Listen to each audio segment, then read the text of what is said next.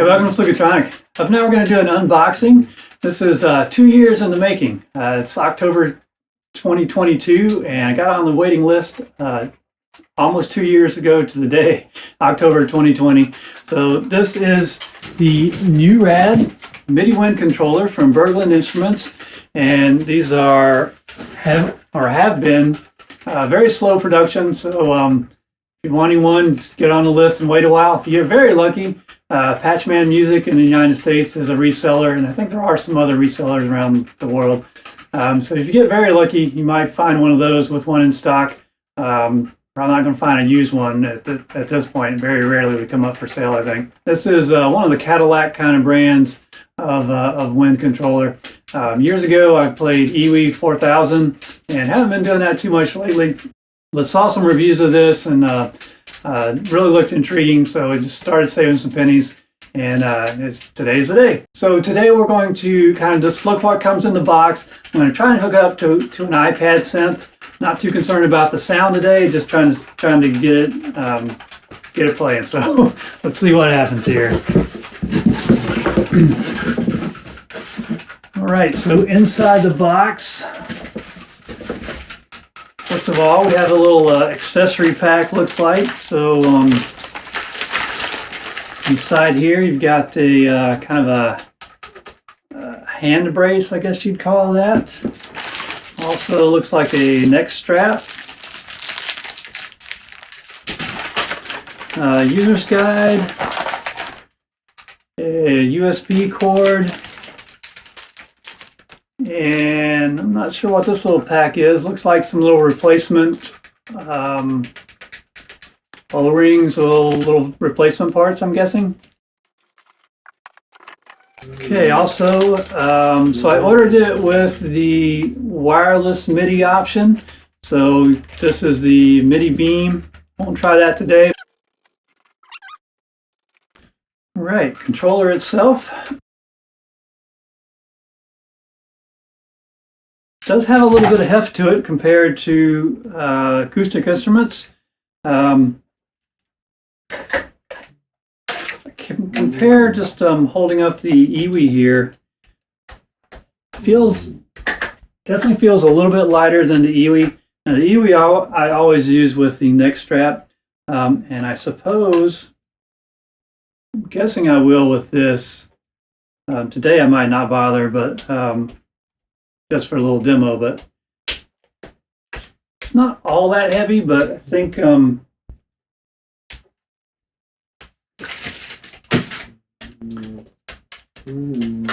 go ahead and see about the little hand rest here. So this just goes into 2 holes on the side. Doesn't go very far. Yeah, forget it. Figure that out later. So yeah, so I got the red color, obviously. Yeah, so just all kinds of buttons here. I've kind of forgotten what all the knobs and buttons are. So in the front here, you can see all the keys.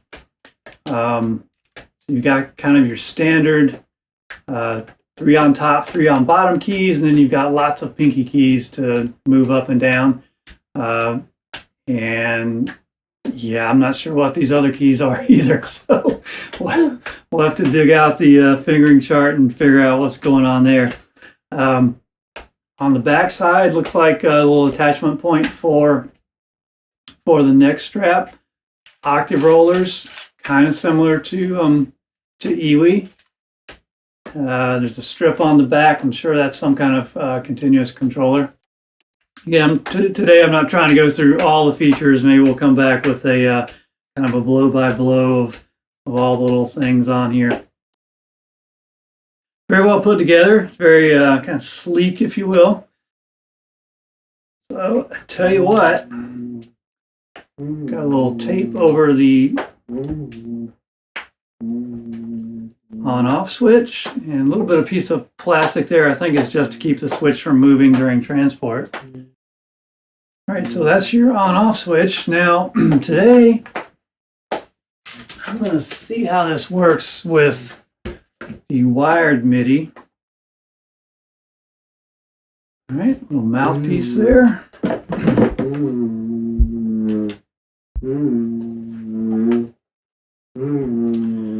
All right, so wired MIDI is going to go. Has to be that port, right?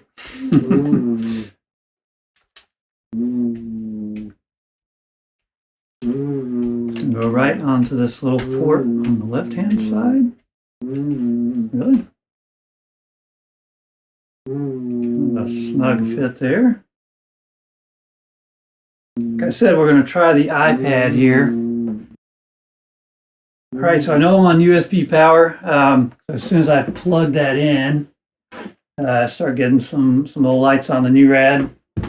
All right, so we're going to record the iPad screen here and see if we can get some sound. So the instrument I'm going to use is the Swan bass flute, and I'm picking this one today because it has a default controller mapping preset for NuRAD. So right out of the box, it's got I guess the standard NuRAD controllers mapped. You can see here CC2 for expression, vibrato, portamento, growl, the mod wheel, CC7, 10, 90. So I'm not sure how to get all these on the NuRAD yet, but let's just give it a go.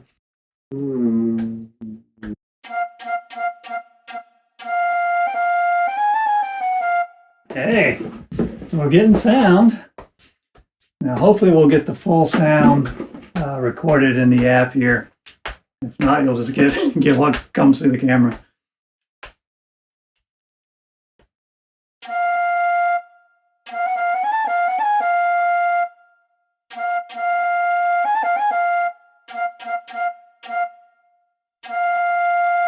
Okay, now I can tell right away I'm not getting expression coming through the controller. Now, pitch bend. The little pitch bend plate on the right-hand thumb is moving.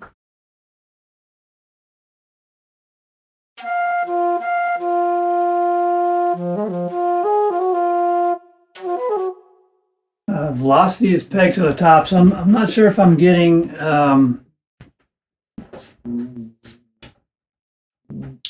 problem with the NuRAD or the app here. It's definitely not getting the right controllers.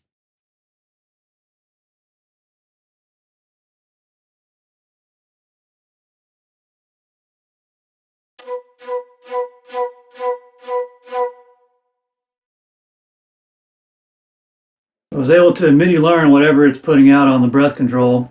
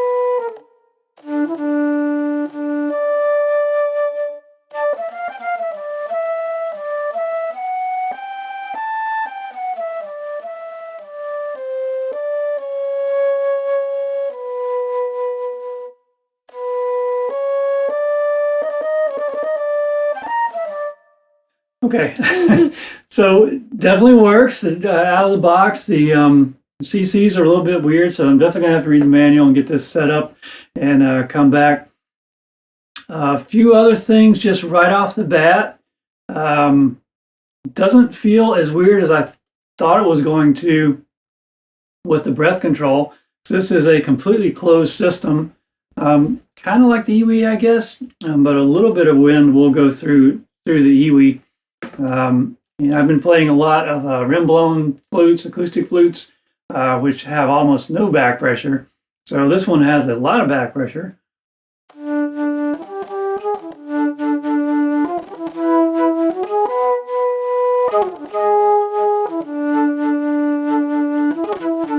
But it's not bad. I just let a little air escape through the sides of the mouth, and it feels pretty natural. So overall, so far so good. Definitely going to have to get some configuration going and just figure out what's going on here. Some of the things that attracted me to the NuRAD was just all the different controllers and options you've got. The software is open source. So I know there's a lot of polyphonic modes that you can get into with chord playing and all that.